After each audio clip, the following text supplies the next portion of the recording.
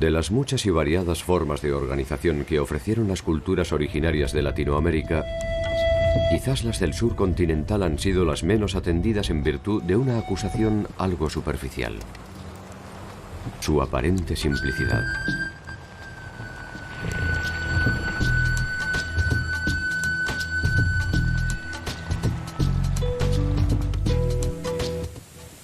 Es cierto que estos pueblos carecían de construcciones monumentales o dioses exuberantes. Tampoco tenían una compleja estructura política que permitiera dividir claramente las clases dominantes de las sometidas.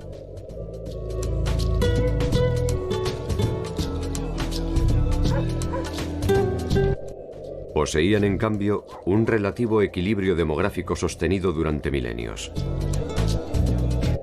Una voluntad de agrupación considerablemente igualitaria. Una utilización solidaria de los bienes disponibles. La propiedad comunal de la tierra. El desapego por las formas de lucro y acumulación. E instituciones de carácter civil tan originales que el mundo supuestamente evolucionado aún está en vías de conseguir.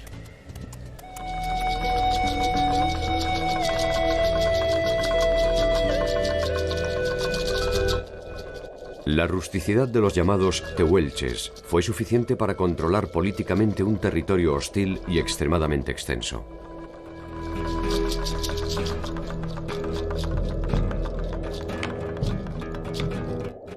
La precariedad de los Selknam les alcanzó para vivir en armonía varios milenios, hasta que se inició su exterminio definitivo.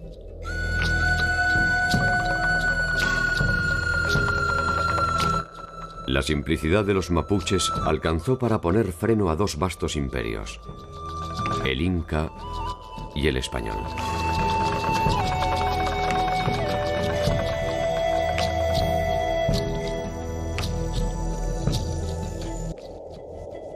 Es verdad que no se trató de un mundo perfecto, pero la sufrida permanencia de alguna de estas culturas nos ofrece un camino para reflexionar sobre nuestro presente, con una visión aperturista que no supieron tener aquellos que por primera vez se enfrentaron con esta diversidad.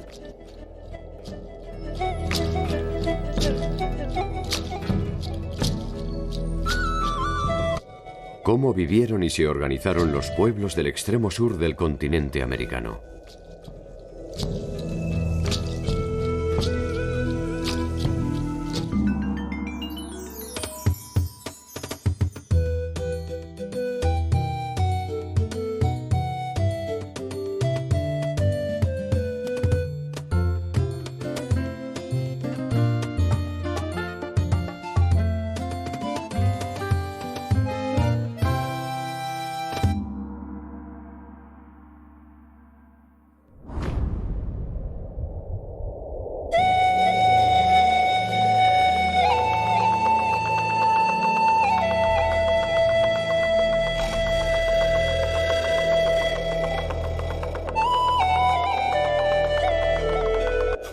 Hacia 1520 se produce el primer contacto entre la civilización europea y los pueblos originarios del extremo sur de América Latina en el marco de la expedición de Magallanes que terminará dando la llamada Primera Vuelta al Mundo.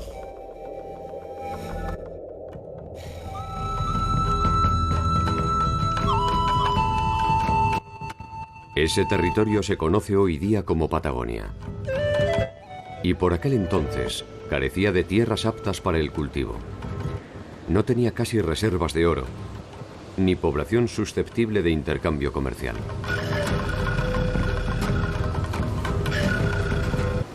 Esta situación demoró su exploración y conquista en más de 300 años y le ofreció además un triste privilegio: el fin de su cultura y el exterminio de sus habitantes pudo ser meticulosamente documentado.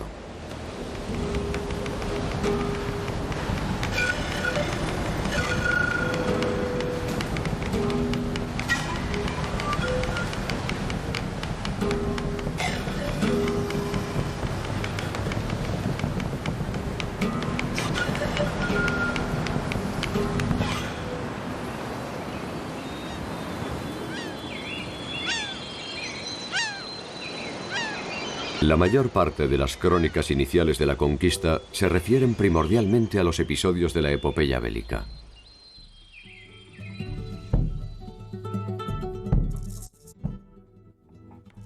Principalmente se ocupan de los detalles geográficos en la medida en que sirven para describir la riqueza del territorio apropiado. En escasas ocasiones, de los aspectos culturales. Y generalmente, para condenarlos como manifestaciones de un inconcebible atraso. Las crónicas de India son una de las fuentes para reconstruir el proceso de la conquista.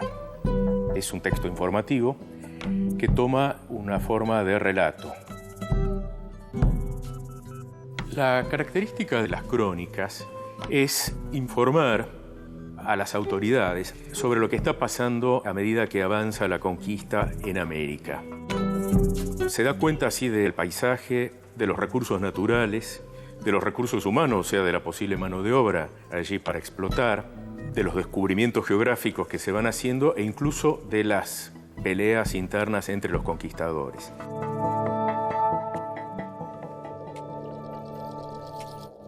Las grandes civilizaciones latinoamericanas dieron origen a variados textos que ofrecieron una versión interesada de los conquistadores a propósito de la historia.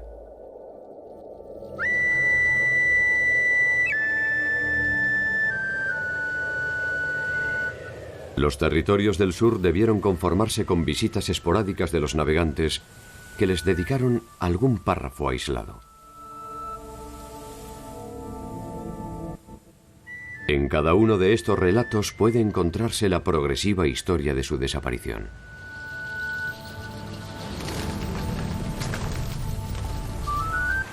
El primer capítulo sobre el final de los pueblos patagónicos se encuentra en la crónica de Antonio Pigafetta.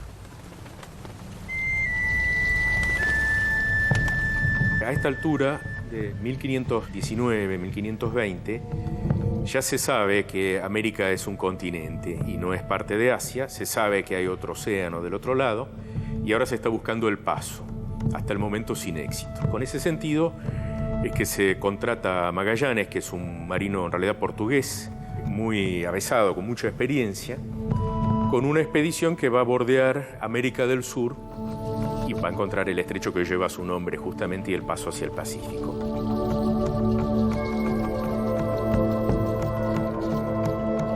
Antonio Pigafetta era un italiano que se entera de la partida del viaje de Fernando de Magallanes y pide viajar, cosa que se le concede. Y escribe un diario bastante ameno, interesante, es un hombre con habilidad literaria. Y en junio de 1520, la gente de Magallanes llega al Golfo San Julián y desembarca. Y allí aparece por primera vez un habitante de Patagonia. Pigafetta lo describe. Un día, cuando menos lo esperábamos, un hombre de figura gigantesca se presentó ante nosotros. Estaba sobre la playa casi desnudo y cantaba y danzaba al mismo tiempo, echándose arena sobre la cabeza.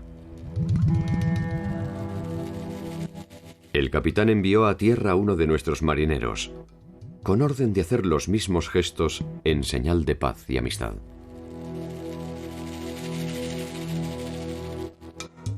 Esto fue bien comprendido por el gigante, quien se dejó conducir a una isleta donde el capitán había bajado. Yo me encontraba allí con otros muchos. Dio muestra de gran extrañeza al vernos y, levantando el dedo, quería sin lugar a dudas decir que nos creía descendidos del cielo. Él dice allí que era gente muy alta, tal cual es cierto que los tehuelches eran muy altos.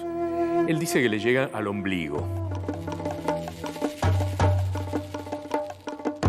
Acá hay dos cosas. Pensemos que un europeo en esa época, lo más factible es que midiera 1,50 m. Y pensemos que es posible que fuera un tehuelche de cerca de 2 metros de altura, lo cual es una gran diferencia, pero evidentemente al ombligo no le debía de llegar. Seguramente acá estaba el interés de Pigafetta, que después convirtió esto en un libro de aventuras prácticamente, en hacer más sabrosa toda esta historia, como hicieron algunos otros cronistas que nos hablaron de las Amazonas, que hablaron de gente que tenía la cara en el pecho y otras figuras así de la mitología.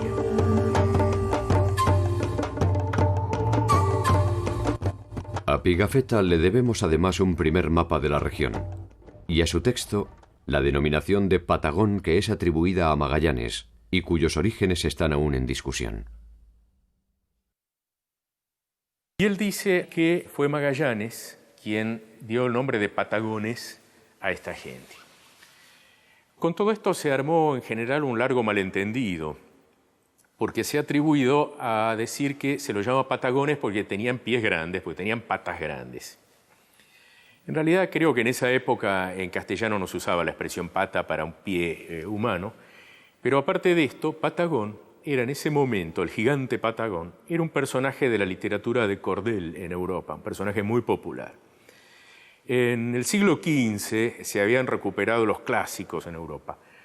Parte de esa tradición de los clásicos griegos pasa a la literatura popular, y había gente que en las plazas contaba para los analfabetos, que eran mayoría, algunas de estas historias y vendían una especie de cuadernillos sueltos en hojitas de papel que se colgaban de un hilo.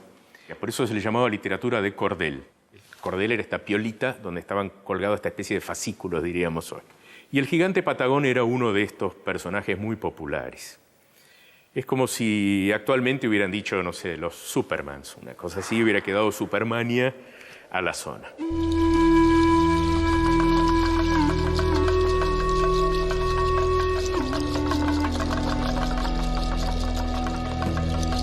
Esta denominación de Patagones, incluso en muchos casos de gigantes Patagones, perduró mucho después del siglo XVI. E incluso en las ilustraciones de algunos libros de viajes del siglo XVIII, aún del XIX, se los representa realmente tal como decía Pigafetta, con un europeo a la altura del ombligo y un bebé en brazos que es del tamaño de un adulto europeo.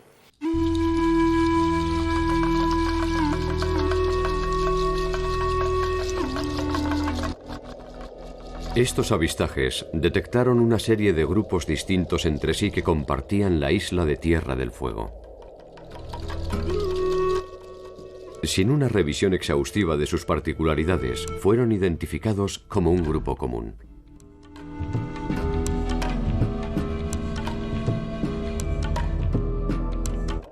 Los indígenas canoeros, o nómadas marinos que vivían en el sur de Tierra del Fuego, se llamaban a sí mismos yámanas, palabra que significaba primordialmente humanidad, humano, vivo o no muerto.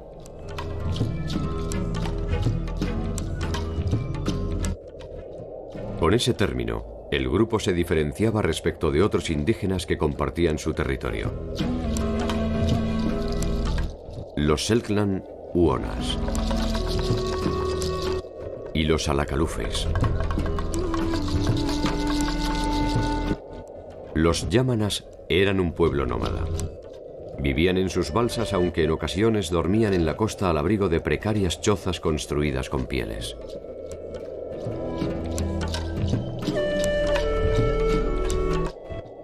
Las pieles les servían también de abrigo, aunque era natural que estuvieran desnudos a pesar de las extremas temperaturas.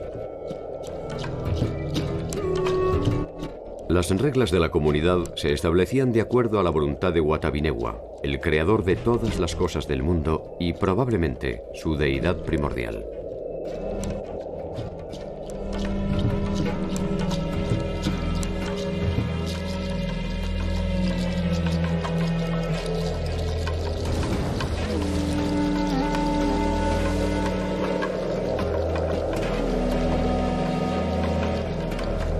Entre 1826 y 1827, el capitán Fitzroy, conduciendo un buque de bandera inglesa, arriba a los canales fueguinos y toma contacto con los indios yámanas.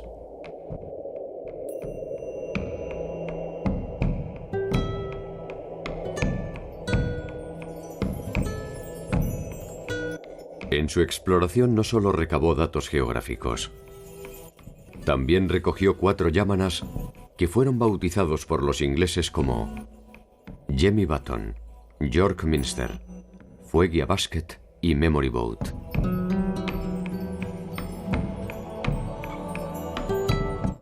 La novela La Tierra del Fuego de la escritora Silvia Iparraguirre recrea los pormenores de esa increíble historia. Fitzroy tiene contacto con los habitantes de Tierra del Fuego y contacto es traumático porque les habían robado un bote, tratan de recuperarlo, no lo pueden recuperar, Fitzroy se enoja, era un hombre muy severo, muy joven también para ser capitán, tenía 25 años, pero toma a 4 jóvenes yámanas, los sube al barco y él se arranca los botones de la chaqueta marinera y se los tira como forma de pago, tal vez, porque eran botones de nácar o de bronce muy apreciados por los yámanas. De allí el nombre de Jemmy Button, Jemmy Botón. En realidad él se llamaba Omoilume en yámana. En 1830 los yámanas fueron trasladados a Londres, en donde se les enseñó inglés. Fueron presentados en prestigiosos círculos que incluyeron a la mismísima realeza imperial. Por supuesto, nadie se preguntó qué les pasaba a esta gente con el trópico. Personas habituadas a bajo cero toda su vida, que vivían desnudos, lo cual los preservaba paradójicamente de las enfermedades.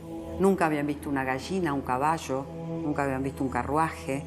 Y un detalle que no es menor, Londres era la ciudad más grande del siglo XIX en Occidente. Ya está en marcha la revolución industrial. Y cuando ellos llegan, se inauguraba la iluminación a gas. Así que debe haber sido una ciudad fabulosa a los ojos atónitos de estos 4 yámanas que no podían entender que era una ciudad. Un año después Fitzroy se pregunta qué hacer. En ese momento él dice que a su costa los va a traer de vuelta a Tierra del Fuego. Uno de ellos murió, vuelven 3. La chica Fuegia, York Minster y Jemmy Button.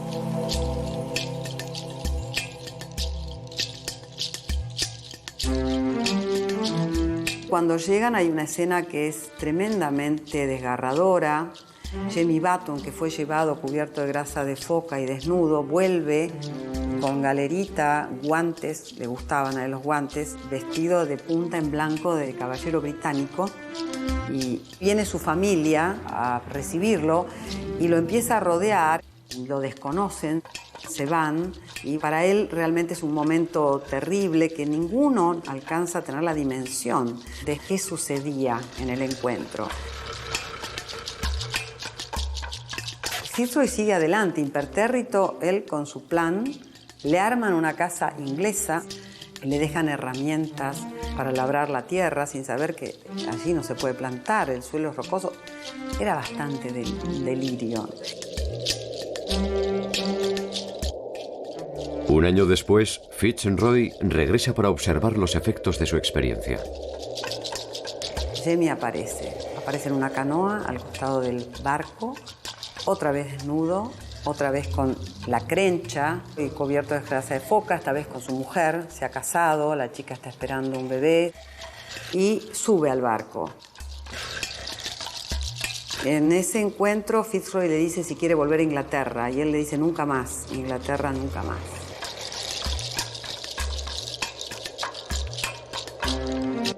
En términos prácticos, la elección de Jemmy Button fue ciertamente desafortunada.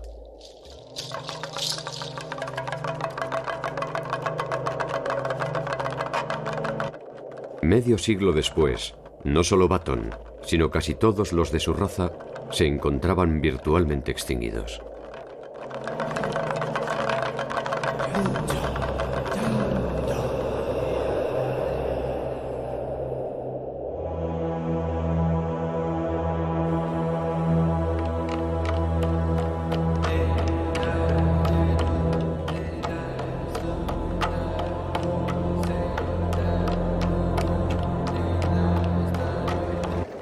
Thomas Bridges fue un pastor anglicano que se estableció en Tierra del Fuego, dando origen a lo que sería Ushuaia en 1870.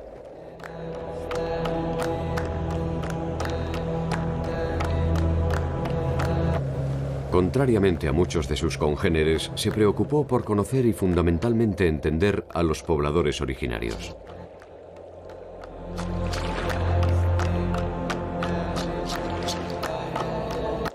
A él le debemos muchos de los extractos que nos permiten conocer su particular forma de vida.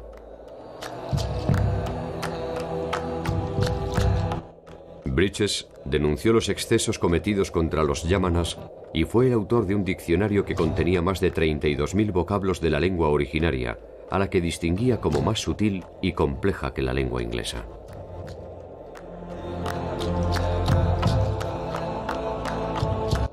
El diccionario fue publicado en Austria en 1933, cuando la cultura yámana prácticamente había desaparecido.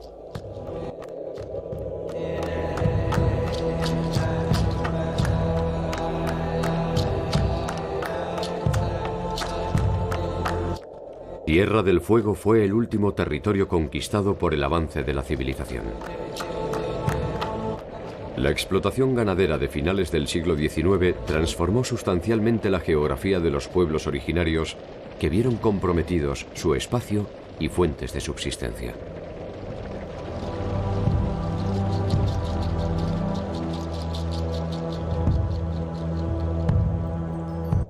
El territorio insular había sido compartido en relativa armonía por tres grupos diferenciados: los Selknam, los Yámanas y los Alacalufes. Aunque todos fueron identificados genéricamente como los peregrinos del mar, solo Yámanas y Alacalufes fueron pueblos de navegantes. Los Selknam, en cambio, poseían una raíz común con los tehuelches, y su subsistencia no estaba centrada en la recolección marítima.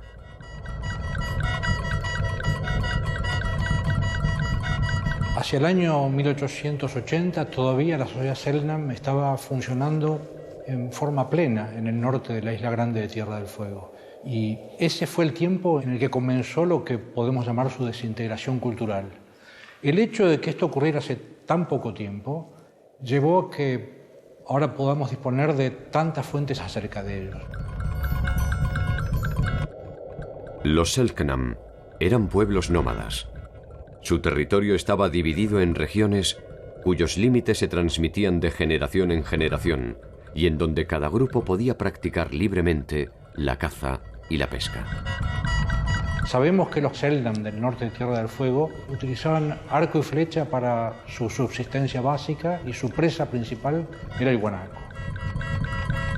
También acudían a la costa y allí cazaban lobos marinos. Los lobos marinos eran una parte importante de su dieta, en tanto les ofrecía una grasa que los guanacos prácticamente no tenían en cantidad adecuada para gente que vive en un ambiente tan frío como el de Tierra del Fuego. Entonces era un complemento importante el que ofrecía ese recurso que obtenían en la costa.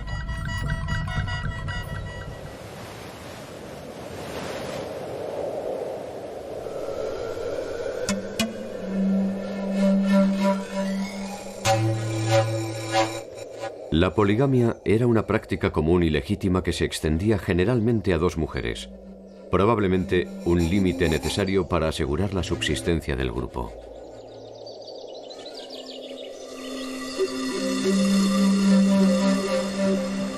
El clima de Tierra del Fuego implicaba que no siempre alcanzaba los recursos que allí había disponibles, por lo que se requería alguna solución para esas hambrunas que se presentaban a lo largo del tiempo.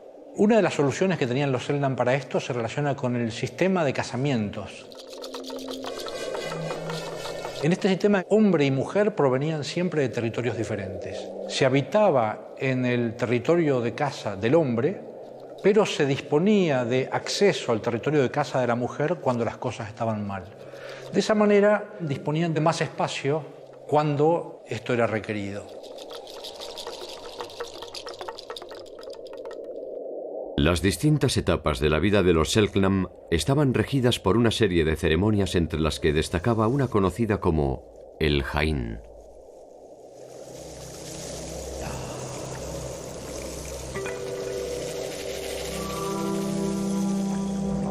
Tenemos conocimiento acerca de las ceremonias de los Selknam, debido a que algunos de los etnógrafos que vivieron con ellos pudieron participar de la ceremonia de iniciación masculina, conocida como Jain. Y Martín Gusinde, por ejemplo, un etnógrafo austríaco, la describió en detalle en cuanto a la simbología de los espíritus participantes que eran encarnados por seres humanos que estaban pintados y que llevaban máscaras fantásticamente decoradas y que personificaban escenas que tenían que ver con mantener con cohesión a una sociedad como los Selknam.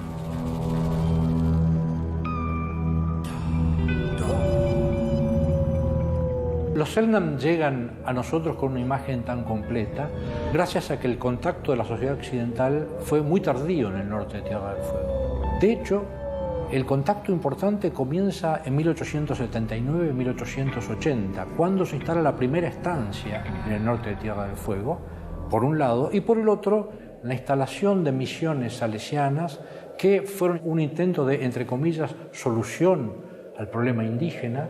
Eran los lugares a donde de alguna manera se deportaban las mujeres y los niños sobrevivientes de los encuentros violentos que los estancieros tenían con los Selknam, que en algunos casos implicaron caza de indios directamente, con nombres de cazadores muy bien conocidos que eran pagados por los estancieros para evitar que los Selknam cazaran las ovejas que veían como el reemplazo de los guanacos que ya no estaban en la misma cantidad en los territorios en que ellos habitaban.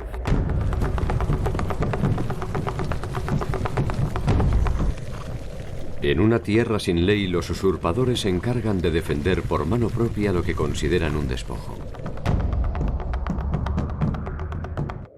Curiosa forma de interpretar el derecho a la propiedad en una tierra que ellos mismos arrebataron.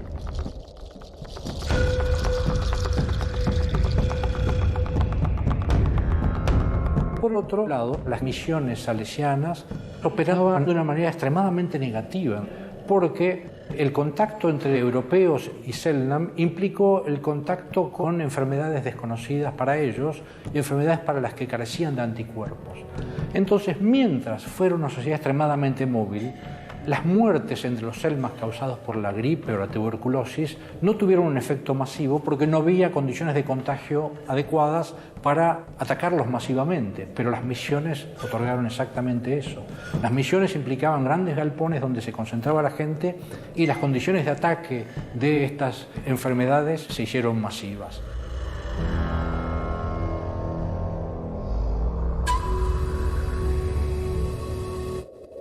Los supervivientes se replegaron hasta la invisibilidad.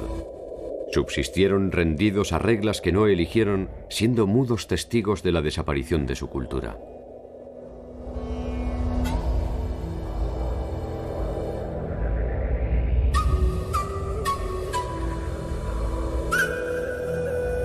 En 1974 muere Angela Lolog, la última representante genuina de la cultura Selknam.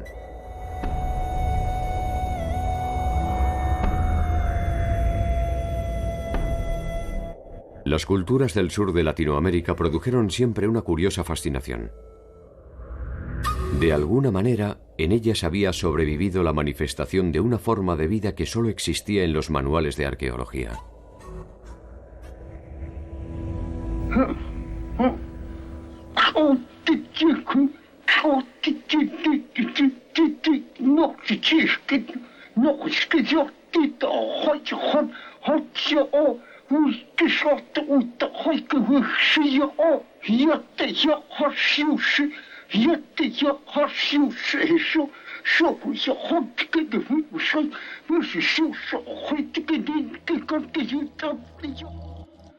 Los pueblos patagónicos fueron ilustrados por conquistadores y aventureros como gigantes míticos de un tiempo remoto. También como pulcros señoritos de la sociedad inglesa. Con cierto candor y piedad por medio de las fotografías de evangelizadores. Y a veces con humor en los registros fílmicos de los salesianos. Como personajes de una zaga épica, en cuadros que representaban la amenaza india al mundo civilizado. Incluso como atracciones circenses.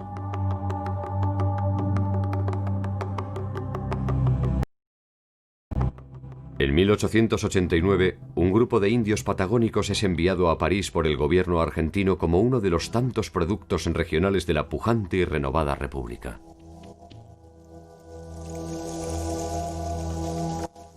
Allí son exhibidos frente al delicado público europeo, que puede constatar personalmente las cualidades del hombre prehistórico.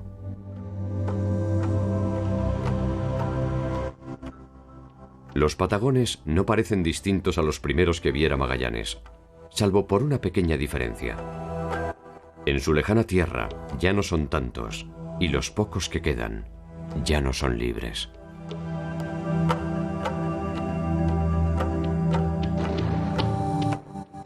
Las fotos del final son tan cruentas como verdaderas. Un registro histórico nos muestra la dinámica del exterminio.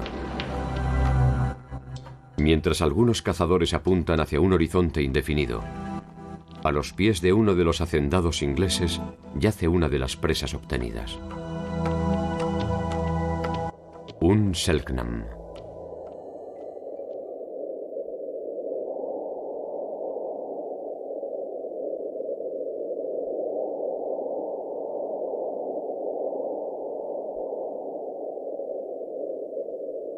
La ciudad de Esquel es hoy uno de los principales centros turísticos de la República Argentina. Cerca de allí se encuentran algunas de las últimas manifestaciones de las culturas patagónicas. Estamos ubicados en uno de los lotes de la comunidad Nahuelpan, antiguamente conocida como Reserva o Colonia Nahuelpan, que fue propiedad de una gran tribu que se asentó a finales del siglo XIX en este lugar y que fue desalojada en el año 37. En este momento estamos en uno de los lotes pequeños de 625 hectáreas ocupada por 3 o 4 familias y el retorno de esta gente a la tierra fue en el año 45.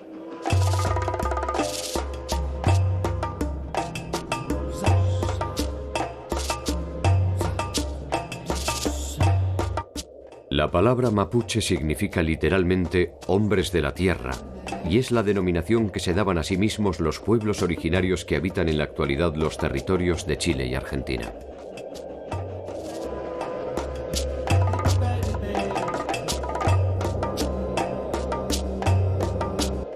En la actualidad, el pueblo mapuche es una de las culturas originarias más grandes de Sudamérica con más de 1.500.000 habitantes.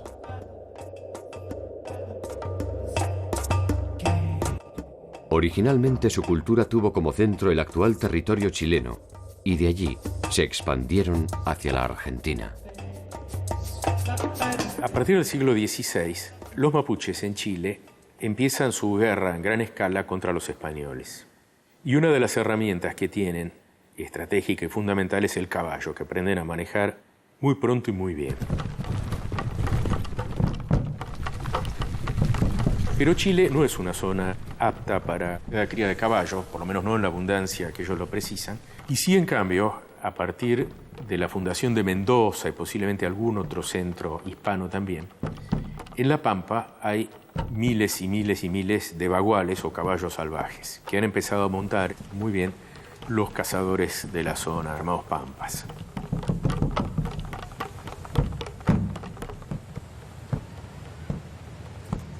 Agrupados en tribus que reconocían a un jefe territorial, estos grupos podían unirse en una federación bajo el mando de un cacique militar en tiempos de guerra o de conquista. Yo soy Sergio Nahuelpan, cacique de la comunidad. Yo llevo el cacicazo es por el nombre de mi abuelo, Francisco Nahuelpan, que fue el que dejó el nombre, con todo el honor que le digo yo, porque mi abuelo era el cacique principal de todo. Porque según dice que él vino de Chile, nosotros tenemos sangre chilena. La resistencia al invasor no era una novedad para los mapuches. Sus guerreros ya habían derrotado en varias oportunidades a los ejércitos españoles y a las disciplinadas fuerzas del Imperio Inca. El ejército venía matando a los indígenas. Entonces mi abuelo con su hermano, pues, a la llegada al Río Negro se enfrentaron con la tropa. Y ahí pelearon. Y él era un muchacho de 17 años, según contaba mi padre, y creo que quedó la historia eso. Y se enfrentó contra 17 soldados y no lo pudieron vencer.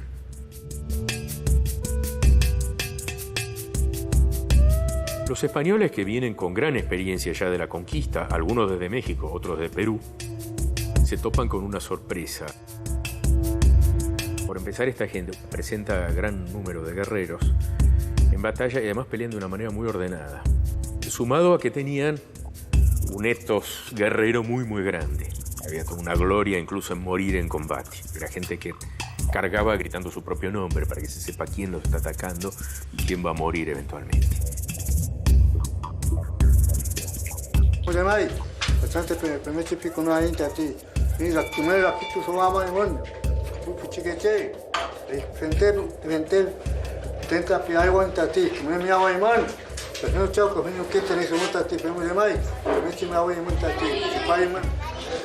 Los mapuches han sabido preservar sus particulares creencias, su rica cultura y su lengua originaria.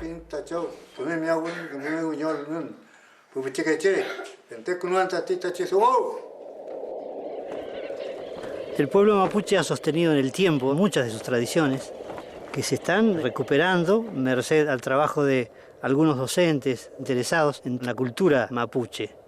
Sobre todo porque en los lugares donde están instaladas las escuelas rurales hay descendientes, hay personas que de algún modo vinculados con los maestros cuentan la historia.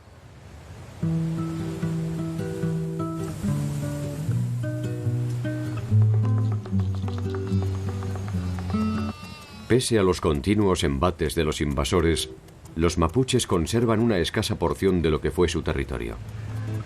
Desde allí empujan el legado de sus antepasados.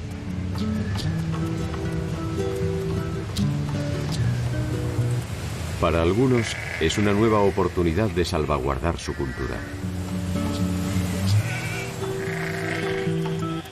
En realidad se trata de una nueva oportunidad para la nuestra.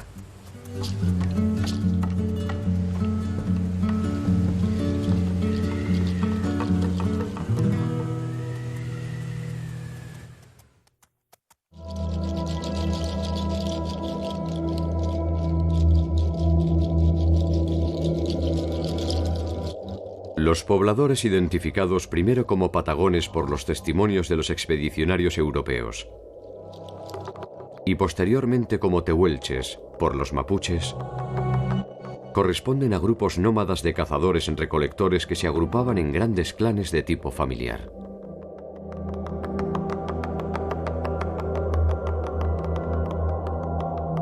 Cuando hablamos de tehuelches, hablamos de individuos que ocupaban toda la Patagonia continental, desde el norte de la provincia de Río Negro y parte de la provincia de Buenos Aires hasta el estrecho de Magallanes.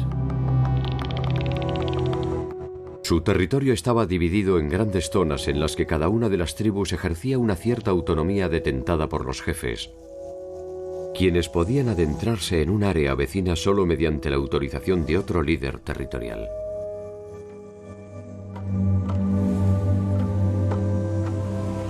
Nunca llegaron a ser un grupo demasiado numeroso, solo unos pocos miles de individuos desparramados en esta inmensidad de la Patagonia, sin poblaciones estables en ningún lugar.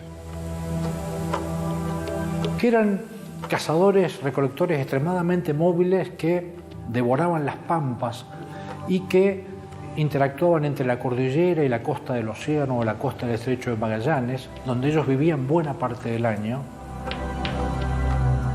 Los tehuelches eran nómades, pero tenían sus campamentos base, sus territorios propios, donde el grueso de la población eventualmente permanecía. Pero partidas de ellos hacían periplos así muy largos, en parte siguiendo estacionalmente los recursos de la caza y en parte para hacer intercambio de una gran cantidad de productos. Culminados sus desplazamientos, se establecían temporalmente en sus toldos. Construcciones de apariencia precaria que se realizaban con troncos y pieles y que les permitían resguardarse de los intensos vientos.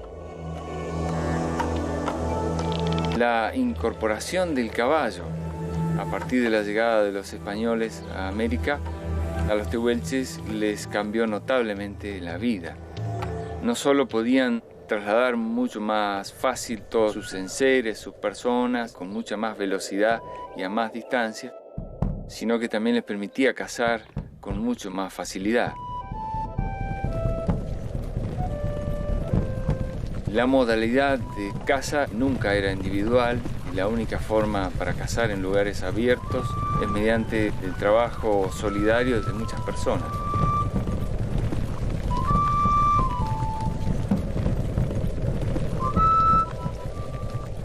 Su estrategia consistía en un seguimiento de las presas, guanacos, venados, ñandúes, hasta que eran conducidas a un espacio en el que podían ser emboscadas. Allí eran víctimas de sus flechas, lanzas y, por supuesto, una de sus armas distintivas: las boleadoras.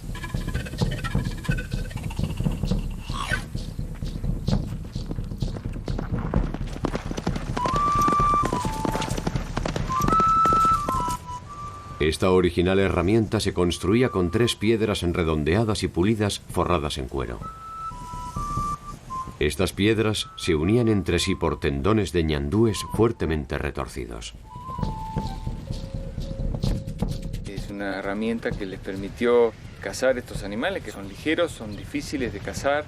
Entonces la boleadora vino a resolver ese tema y hay constancias entre los cronistas de la gran destreza y sobre todo de la gran fuerza que tenían los tehuelches para arrojar la boleadora a una distancia muy larga, con una precisión admirable, y eso les permitía cazar.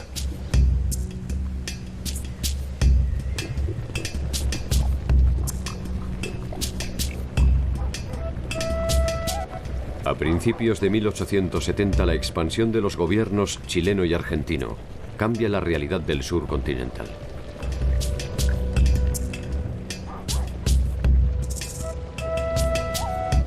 La indiferencia hacia esas tierras áridas se transforma en interés específico. La cría de ovejas se intensifica y la inmigración europea comienza a recibir las tierras de manos del gobierno.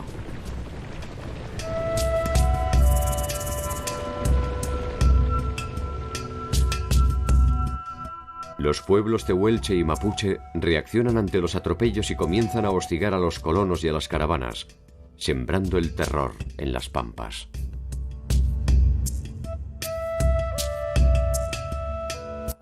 Los tratados que se habían firmado entre los indígenas y las autoridades argentinas, y que les aseguraban algo de territorio y asistencia, se convierten en letra muerta.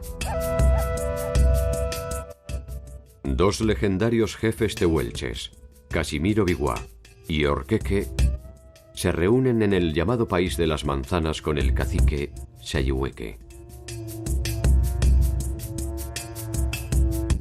Allí los espera otro mítico guerrero de origen mapuche, Calfulcurá, quien los invita a sumarse a la ofensiva que piensa lanzar contra la estratégica ciudad de Bahía Blanca.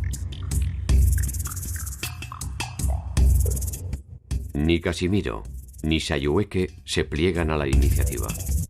Temen que la precaria estabilidad que les ofrece el gobierno argentino con sus dádivas se desmorone. La división entre los jefes originarios sería decisiva para la suerte de los pueblos australes.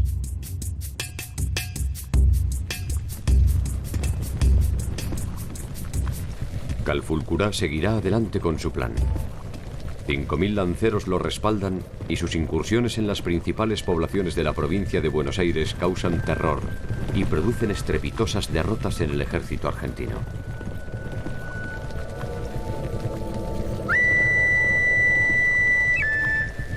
La batalla decisiva se produce el 5 de marzo de 1872. Calfulcurá comanda 3.500 guerreros. Frente a él, el ejército argentino planta su artillería con el apoyo de cerca de 1.000 indios aliados.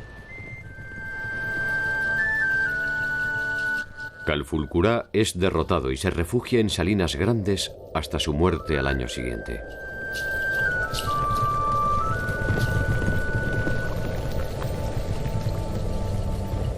Con él se entierran sus principales atributos de mando y algunas provisiones para el viaje final.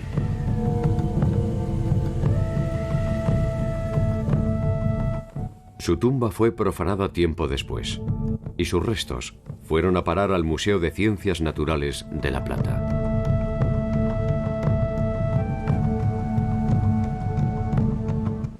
Sayhueque, el líder del país de las manzanas, se arrepentirá tardíamente de sus acuerdos con el gobierno argentino y, cansado de los incumplimientos, se alza en armas.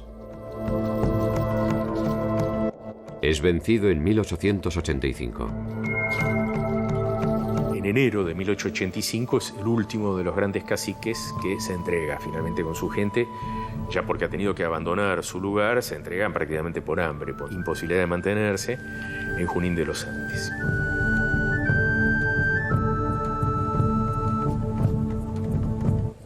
En 1904, un grupo de tehuelches es expuesto al público en el pabellón argentino durante la Feria Internacional de St. Louis en Luisiana.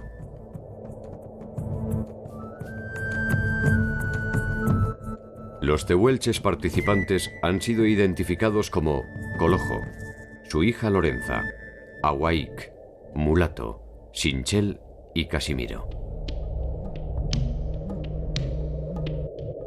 Este fue el último acto público de Casimiro Biwa. A su regreso, su rastro se pierde sin que se tengan noticias de su paradero.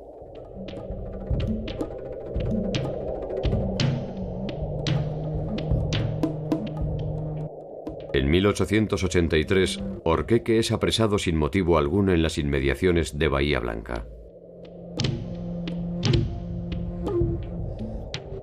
Junto a 50 de sus hombres es tomado prisionero con sus perros y caballos. Lejos de las pampas y de los suyos, vivirá un breve tour de exhibición ante la aristocrática sociedad porteña. Cuando se conoce la noticia, en Buenos Aires se arma cierto revuelo. Incluso hay diarios que reconocen que esto es una barbaridad, porque este hombre ha sido un aliado, jamás ha estado en ninguna guerra contra los criollos. Y entonces queda en un estatus un tanto ambiguo, porque tampoco lo mandan inmediatamente a la Patagonia, pero lo agasajan. Lo invitan al Colón a escuchar ópera, se hace una función de circo especial para él, lo comentan los diarios, en muchos casos como una curiosidad, qué cara puso este indio viendo estas cosas. Pero Orqueque repentinamente se contagia una neumonía y se muere de manera fulminante.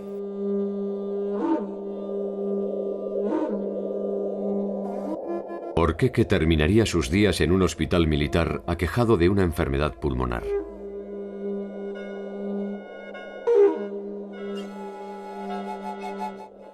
Ya nunca volvería a sentir el viento indómito de la Patagonia. Como él, uno tras otro los miembros de su raza fueron desapareciendo, trabajando como peones, víctimas de grescas y borracheras, o asesinados por hacendados, científicos y funcionarios. Las aldeas de Gangán y Blancutre son los últimos refugios de los tehuelches. Su idioma se ha perdido casi definitivamente y solo subsisten algunos vocablos aislados. A medida que fueron desapareciendo por la civilización, muchos de sus supervivientes se unieron al pueblo mapuche.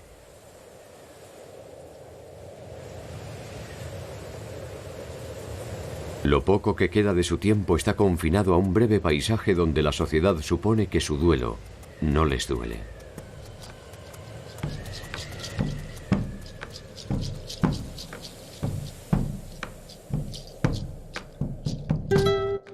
Los pueblos simples simplemente sobraban en el mapa del Nuevo Mundo. Podríamos pensar que no quisieron abandonar su forma de vida, o que no pudieron estar a la altura de lo que la realidad les impuso.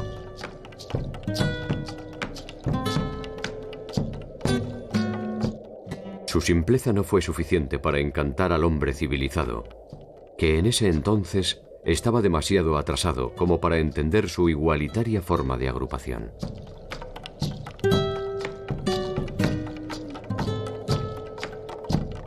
Algunas de sus conquistas pueden parecer menores.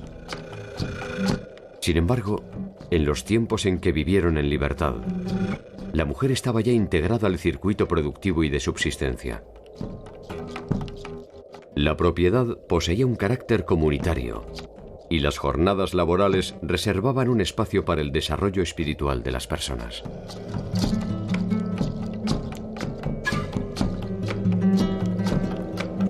En el presente, vamos detrás de esas pequeñas conquistas que los pueblos del sur ya habían obtenido, pero que solo fueron identificadas como desorganización, desidia, flaqueza, inmoralidad y salvajismo. A partir de estas presunciones se consideró que su tiempo había terminado. Sobre su aparente precariedad se negó su condición de humanidad. Sobre su simplicidad se estableció su necesaria condición de prescindibles.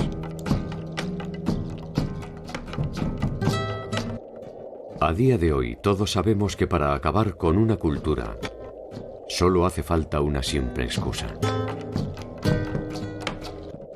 A veces la barbarie solo puede notarse en los pequeños gestos.